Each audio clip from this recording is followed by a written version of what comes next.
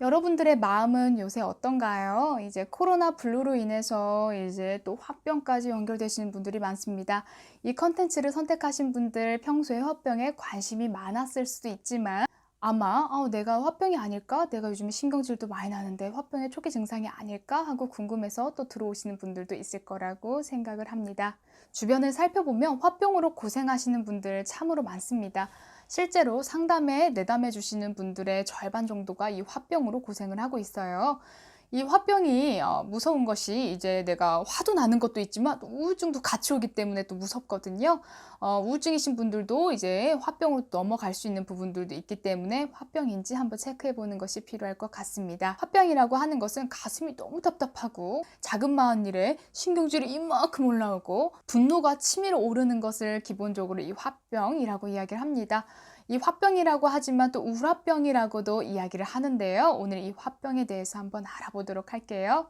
이 화병은요, 내가 인내하고 많이 참아왔던 시간들이 길어질수록 이 화병의 게이지가 쌓여가고 나중에는 화병으로 발전되는 경우들이 상당히 많습니다. 예로부터요, 이 화병은 이 여성분들에게 좀 많이 보여졌거든요. 이 3, 40대부터 5, 60대까지 이제 30대부터 이제 노년층까지 다양하게 이 화병을 앓고 있으신 분들이 많았어요.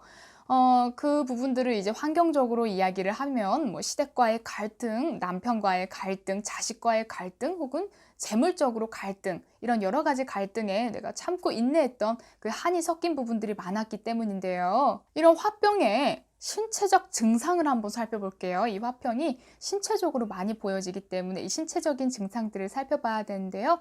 기본적으로 가슴이 너무 답답해요. 그래서 막 이게 가슴을 두들기시는 분들이 상당히 많고 또 이렇게 가슴에 이제 화가 뭉치다 보니까 뒷골도 땡겨요.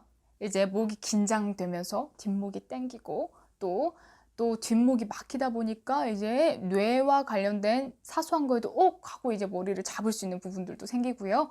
열감이 올라오다 보니까 이제 피부에 열도 올라오신 분들도 있어요. 홍조 이렇게 강하게 올라오신 분들도 있고 또 이제 얼굴 쪽에 열이 몰리면 안구, 눈에 이제 안구 건조증이 좀 강하게 심하게 진전이 되면서 이제 충혈이 되고 눈이 많이 건조하고 아픈 부분들도 많이 생깁니다.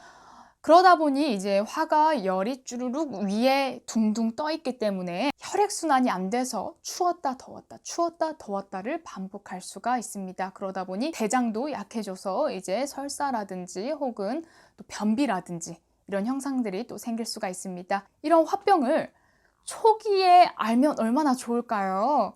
근데 모든 이제 내담해 주시는 분들 살펴보면요. 초기에 오기보다는 좀 많이 이제 발전되고 진행이 많이 되었을 때 내원하고 내담해 주세요. 신체적으로 이렇게 증상이 올라올 때는요, 보통 한 2, 3년 정도 내가 참았거나 혹은 길게 장기간은 5년에서 10년 사이에 내가 가슴 앓이를 하면서 생기는 증상들입니다. 예전에는 3, 40대, 50대, 60대 그 나이 때 고유한 전유물처럼 화병이 그 나이 때 좀 많이 보여졌지만 요즘 시대는 좀 달라요. 10대에도 보이고요. 20대에도 보입니다. 이런 화병 어떤 성격의 분들이 많이 걸릴까요? 첫 번째가 착하신 분들이에요. 착하다라고 표현을 많이 해요. 왜냐하면 어떠한 부분에서 많이 참고 순종적이신 그런 성격이신 분들 많이 걸리거든요. 왜냐하면 내가 그만큼 참았기 때문에 나중에 터져서 화병으로 가기 때문에 평소에 잘 참는 성격들, 좀 순종적인 성격들, 억압을 받음에도 내가 말 한마디 하지 못하는 그런 환경에 놓이신 분들 많이 생기는 걸 볼 수가 있습니다. 특히 이제 남성분들 혹은 여성분들 다 같이 보았을 때 이 화병이 계속 올라오다 보면 미용적인 부분에서도 문제가 생겨서 그 부분을 이야기 드릴게요. 화가 이제 둥둥 뜨다 보면 모발의 모근이 약해지면서 탈모까지 유발할 수 있습니다. 그래서 주변을 보면 화가 많으신 분들 보면 머리카락 숱이 적은 것을 확인할 수가 있어요. 그래서 이 화가 머리에 많이 올라오게 되면 문제가 미용적인 측면에서까지 문제를 일으키기 때문에 치료를 받는 것이 필요합니다. 한의학이라든지 정신과라든지 혹은 상담 여러 가지를 병행하면서 이 화병을 마음을 다스릴 필요가 있습니다. 내가 오랫동안 참아왔기 때문에 이 화가 좀채 누그러들지가 않습니다. 그래서 전문가의 도움이 필요한 것이기도 하고요. 몸에 신체적으로 이렇게 드러났다라는 것은 이미 진행이 많이 된 거이기 때문에 빨리 신속하게 내가 치료를 받는 것들이 필요하겠습니다.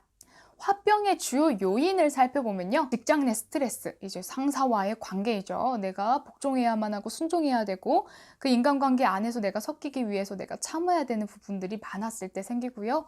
인간관계는 참 많이 나와요.